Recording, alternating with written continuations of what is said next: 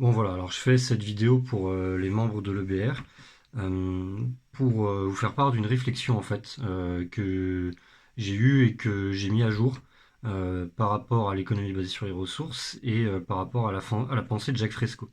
Parce que du coup, je suis en train d'écrire un livre en ce moment pour établir le plan de transition, pour décortiquer et mieux montrer un petit peu ce que Jacques Fresco voulait dire, rentrer dans les détails des choses qu'il n'a pas forcément faites. Et il y a quelque chose qui a pas mal fait évoluer ma réflexion en écrivant l'article sur les métiers, et notamment les métiers qui étaient non automatisables et qui étaient indispensables. Donc par exemple des métiers qui ne sont pas forcément des vraies passions pour lesquelles les gens ne vont pas se lever le matin d'eux-mêmes en se disant waouh je veux absolument le faire, c'est quelque chose qui me motive, etc. Alors, des exemples de métiers que j'ai pu lister sont les suivants. Ça peut être technicien sanitaire ou technicien, comment dire, pour vérifier, comment dire, la pureté des eaux.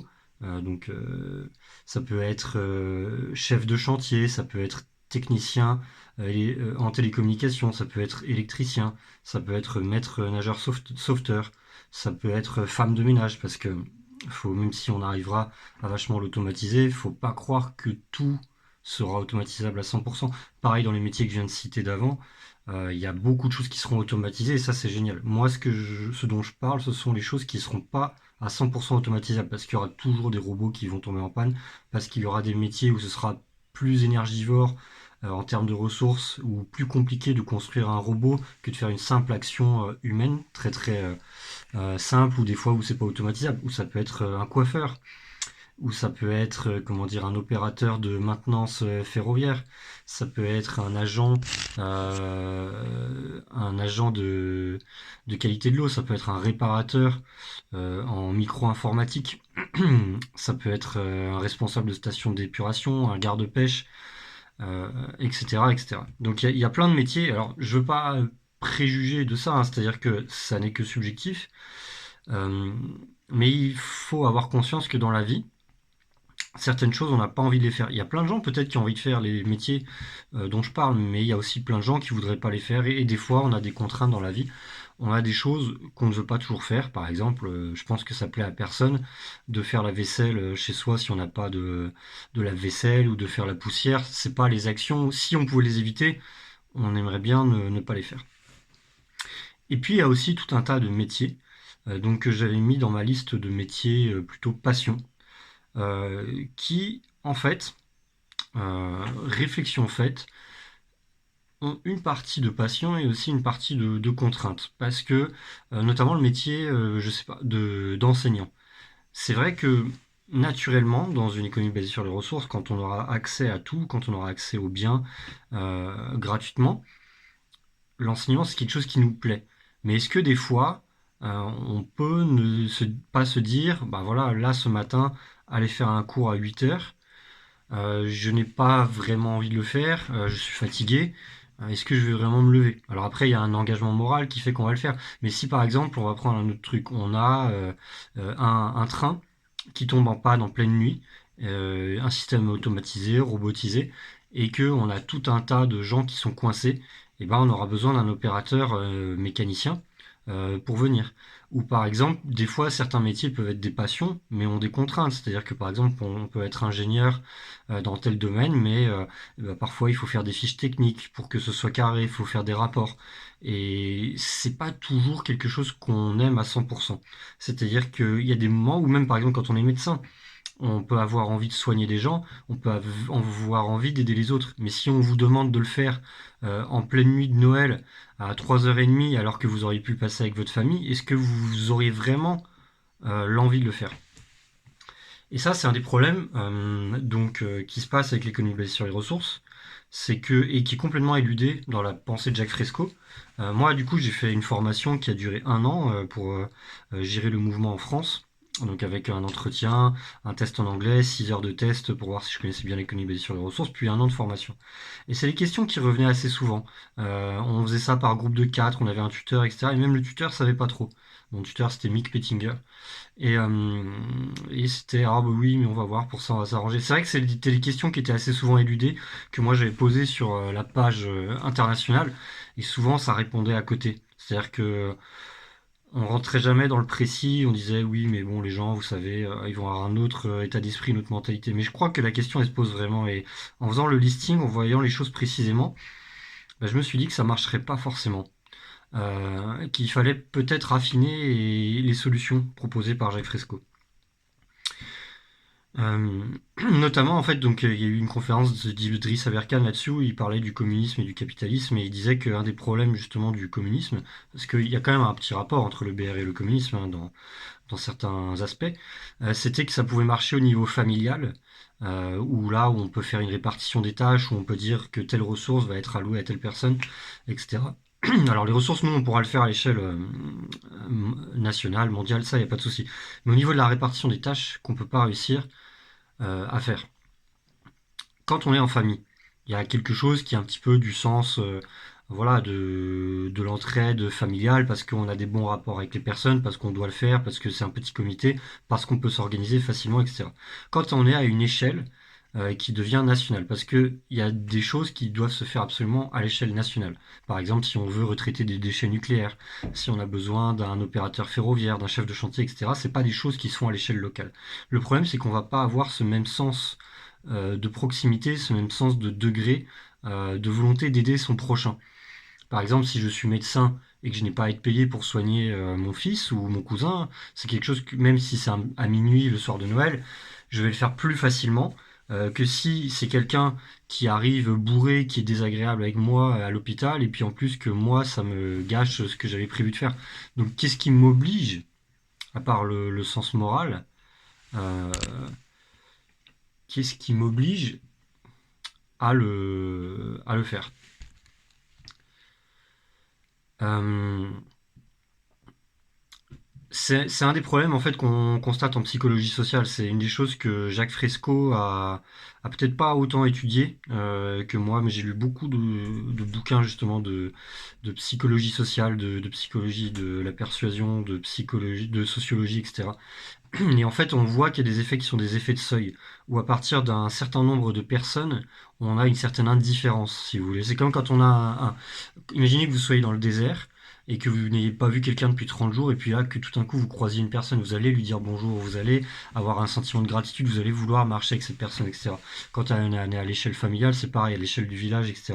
Mais il arrive un certain seuil, souvent d'ailleurs quand on dépasse plus de 50-60 personnes, où le nombre de personnes est trop grand et les gens en fait deviennent un petit peu, voilà, il y a trop de monde, une espèce de fantôme en fait. C'est-à-dire qu'on n'a plus autant de considération pour les gens quand il y a trop de masse. C'est comme quand on a une mort qui nous affecte.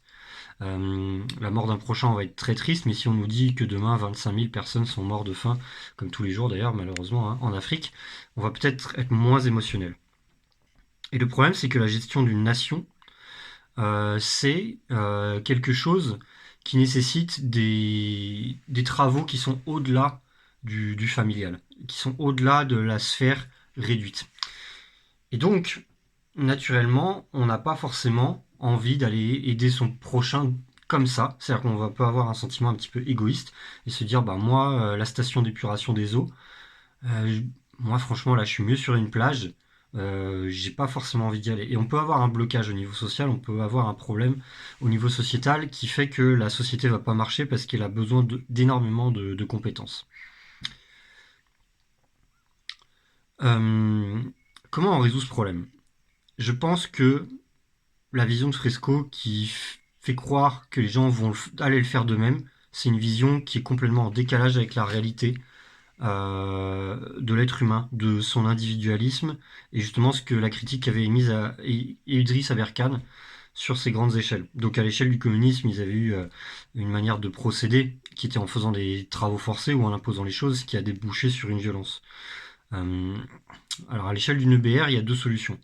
Euh, Donc la première, qui n'est pas celle que je prendrais, ça pourrait être celle de faire un service civique. Mais vous allez voir pourquoi je la prends pas en compte. Je pense, et j'y réfléchis longtemps à cette question les jours derniers, que finalement, un système monétaire qui perdurerait et qui serait là seulement en solution pour tout ce qui n'est pas automatisable, bah, c'est quelque chose qui serait vraiment génial. Alors donc on serait sur un système monétaire déjà qui serait complètement différent du système monétaire actuel. On serait sur une monnaie à intérêt négatif, une monnaie fondante. Donc on n'aurait plus la capacité d'accumuler de l'argent pour faire de la spéculation. C'est-à-dire que ce qu'on a gagné restera maximum ce qu'on a gagné, on ne pourra pas faire de la finance et des intérêts bancaires. Les moyens de production seront des moyens nationalisés et collectivisés, c'est-à-dire qu'il n'y aura plus d'entreprises qui posséderont les choses. Et aujourd'hui, les gens sont riches parce que, comme ils sont propriétaires des moyens de production, ils peuvent imposer les salaires les plus bas possibles à des gens s'ils le veulent, et eux dire mon salaire, moi, c'est 1 million, 10 millions, et je capte la valeur. Par exemple, Jeff Bezos, qui est multimilliardaire, s'arroge, est-ce qu'il crée vraiment lui-même une valeur de plusieurs milliards? Non, en toute objectivité. Un État aurait pu mettre à sa place d'ailleurs des moyens de logistique, et même si on est très bon manager comme il l'a été, la vraie valeur qu'il crée n'est pas celle-là, elle est créée par tous les employés. Mais il choisit en fait de répartir les salaires en payant moins les salariés et en se disant bah moi je garde cet énorme pactole pour moi. Dans une économie basée sur les ressources, on n'a plus ces problèmes-là. Donc on a plus, comment dire, de capacité à exploiter l'autre avec l'intérêt bancaire et la finance. On n'a plus de capacité à l'exploiter via les moyens de production, et notamment avec la propriété, donc comme l'immobilier ou des choses comme ça, parce que justement, on aura tous les logements qui seront rendus accessibles gratuitement, ou tous les biens de consommation qui seront donnés gratuitement aux gens. Donc, un système monétaire, quand tu t'affranchis de tout ça, et quand en plus on n'a pas besoin d'obligation de se lever le matin, par exemple d'un patron. On a une vraie liberté sur les choix monétaires et sur l'offre et la demande. Je vais prendre un exemple. Je me dis, même si on fait toujours tout bien, on peut très bien avoir une canalisation qui pète, on peut avoir besoin d'un plombier. Et si quelqu'un a des compétences en plomberie, mais qu'on n'a pas de système monétaire, et qu'une autre personne, par exemple, est coiffeuse, et que cette personne-là, bah, elle se dit, voilà, moi, coiffeur, j'aime bien par passion, mais ça commence à être un petit peu de la contrainte parce que je peux très bien couper les cheveux de ma famille, de mes amis, mais j'ai peut-être pas forcément envie de faire ça 20 heures, 30 heures, 50 heures par semaine.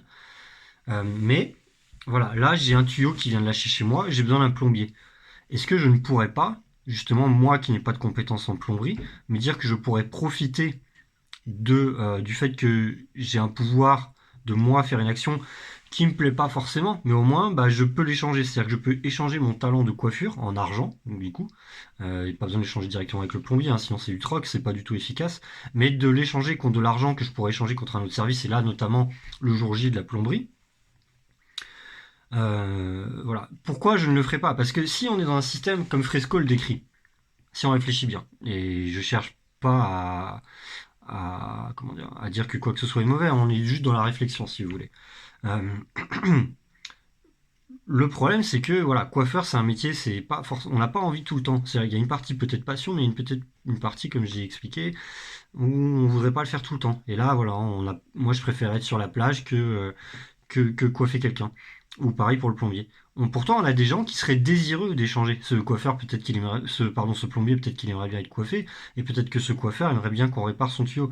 Si l'offre et la demande ne se rencontrent pas, parce que, comment dire, on pense que les gens vont naturellement aller faire les choses, or ce ne sera pas le cas, parce que l'homme a une certaine individualité et aussi une certaine flemme, une certaine, comment dire, oisiveté. Il faut pas se mentir là-dessus. L'homme a aussi une certaine oisiveté. Eh ben, on manquera cette capacité d'échanger des vrais biens et services qui seront là, et on empêchera l'économie de tourner. Par exemple, pour les métiers qui sont un petit peu chiants, pour parler vulgairement, si on a besoin d'un technicien de la voie ferrée à 4 heures du mat pour sauver un train, avec tous les passagers qui sont dedans, ça fait partie des choses qu'on n'aime pas faire. Que cette personne, bah oui, ça l'embête quoi, de se lever à cette heure-là. Mais il va faire cet effort-là, et le jour où il aura un autre problème, par exemple pour sa plomberie, eh ben, il pourra justement obtenir ce service en échange grâce à l'argent qu'il aura gagné. Et on est dans un système qui commence à devenir parfaitement sain parce que on aura un petit peu que des freelancers avec des gens qui ne sont pas dépendants des entreprises, avec des gens qui ne sont pas à la merci des moyens de production, des actionnaires, de la finance folle, ou qui ont un pistolet sur la tempe pour se dire comment je fais pour survivre demain, je dois travailler parce que je dois gagner un salaire pour m'acheter à manger, pour avoir accès aux biens de première nécessité, pour mon logement, puisque ce sera fourni. Mais on aura toujours des fois besoin de services parce que comme j'expliquais, tout n'est pas automatisable. Ou par exemple, on pourrait très bien se dire qu'il y a des choses qui sont de l'ordre de l'utile, même de l'indispensable. Un enseignant, un technicien ferroviaire, un technicien d'épuration des eaux, etc. Mais on a aussi des choses des fois qui peuvent être de l'ordre du désir. Et comment dire, ce que Jacques Fresco, il parle en fait de la dissociation de la nécessité et du désir. Le truc, c'est que le désir n'est pas un problème en soi. Le désir, en fait, c'est quand il y a, par exemple, le désir de quelque chose et que c'est fait pour exploiter une autre personne. Par exemple, si quelqu'un est multimilliardaire, qu'il est rentier, qui gagne tout son argent avec la finance et qui se dit, bon bah voilà, là moi je veux que quelqu'un me construise un yacht et puis je veux avoir un château et puis du coup je mettrai 10 femmes de ménage dedans, etc. Là, on est dans un désir, mais qui fait qu'on exploite les gens si on a la capacité de gagner de l'argent que par son travail. C'est-à-dire que les gens ne pourront plus avoir des fortunes comme ça. C'est-à-dire que euh, les vraies fortunes se créent par l'exploitation en fait des gens par derrière, que ce soit par la finance, que ce soit quand on crée une entreprise et qu'en fait on sous-paye les gens pour capter toute la valeur, ou que ce soit par l'immobilier, mais toutes ces choses-là disparaissent. Donc le vrai travail que quelqu'un gagne, même s'il veut travailler beaucoup, et puis je pense que les gens auront envie d'avoir plus de temps libre, mais s'il travaille beaucoup, le seul contre-pouvoir qu'il pourra avoir, ce sera par rapport au travail qu'il aura effectué. On n'aura jamais des sommes folles gagnées de manière injustifiée. Euh, donc j'essaye de ne pas me perdre dans mes propos, mais ce que je veux dire, c'est que oui, par exemple, si quelqu'un désire un massage, par exemple, il n'a pas de compétences en massage, il a besoin de se relaxer. Et ben, si cette personne est plombier, il se dit, bah voilà, moi je peux très bien échanger mon service parce qu'il y a une demande en face, et c'est quelque chose où il n'y aurait pas eu un service civique ou quelque chose proposé par l'État, un massage, mais il y a quelqu'un qui a une compétence. Et puis, bah, il fait quand même un effort parce qu'il préférait être un petit peu tranquille chez lui ou faire quelque chose qui, voilà, jardiner, etc. Et puis là, il est obligé de se déplacer, etc. Eh ben, il va aller effectuer voilà, cette prestation de massage. Et donc, on peut aussi comment dire, réussir à avoir des désirs qui s'accomplissent et qui n'auraient pas pu avoir lieu dans une économie basée sur les ressources dans le système non monétaire de Jacques Fresco, parce que bah, dans le système non monétaire de Jacques Fresco, on aurait eu ce plombier qui se serait dit, bah moi là, est-ce que je me lève ce matin, ou le masseur qui se dit, bah moi de toute façon je peux pas gagner d'argent avec ça, je peux masser voilà ma femme, mes proches, mais je vais peut-être pas aller m'embêter à masser un inconnu et à me déplacer. Et pourtant c'est dommage parce qu'il y avait une rencontre des volontés et un échange des connaissances. Euh, donc je me dis que ce système monétaire, ça permet de sauver quelque chose parce que le système de Fresco il marchera pas. Le système de Fresco il est génial. Par contre pour les 3% de métiers qui sont pas automatisables, bah ça tombe à l'eau. La société ne pourra plus marcher. Et là, on est dans un système qui serait parfait. Parce que tous les biens, donc on aurait bien les maisons gratuites, on aurait bien la nourriture gratuite, on aurait les grandes bibliothèques de prêt d'objets, l'abondance qui serait créée pour tous ces biens, euh, on aurait vraiment une vie d'abondance. Mais malgré ça, ça n'empêche pas qu'on ait des désirs. Par exemple, si quelqu'un bah, donc, veut faire réparer sa toiture, sa plomberie, ou si quelqu'un veut aller dans un hôtel, par exemple en vacances, et qu'il n'a pas forcément le désir de nettoyer parce qu'il est en vacances, on aura une femme de ménage qui pourra nettoyer derrière lui. Mais on sera vraiment dans l'échange de bons de travail qui est justifié avec comment dire une loi de l'offre et de la demande qui va vraiment être équilibrée, sans pistolet sur la tempe, sans l'incapacité de choisir un salaire parce qu'on va se dire bah voilà, si moi je suis obligé d'accepter cet emploi super mal payé parce que comment dire demain je sais pas comment je vais nourrir ma famille, ou je suis obligé d'accepter ces conditions de travail déplorables parce que je sais pas comment je vais nourrir ma famille. Dans une économie basée sur les ressources, on n'aura plus tout ça. Si un travail est vraiment insupportable, personne personne n'ira le faire, où on améliorera les conditions de travail, ou quelque chose ne pourra jamais être trop mal payé, parce qu'on aura toujours le choix de se dire, bon bah c'est pas grave, j'ai aucune urgence vitale qui va m'affecter.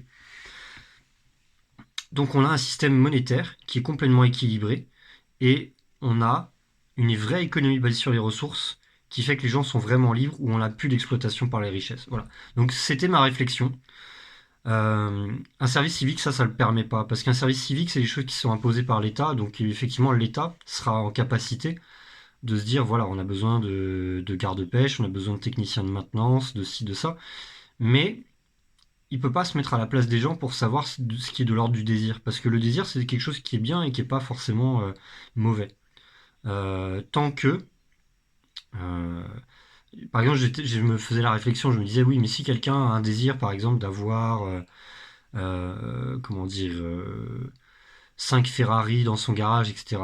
Le truc, c'est qu'en fait, ça arrivera pas dans une économie basée sur les ressources avec un système monétaire équilibré parce que déjà, ce sera pas produit. Parce que naturellement, en fait, les choses produites en abondance par l'État ne seront pas des choses qui seront futiles. Il y aura une vraie demande, en fait, hein, parce que les gens, comment dire, pourront en temps réel dire si on a donc il y aura des études par exemple on se dira voilà on a besoin de tant de vélos, on aura besoin de tant de perceuses, on aura besoin de tant de places dans les hôpitaux, les crèches, etc. Mais il n'y aura pas de surproduction qui soit aberrante.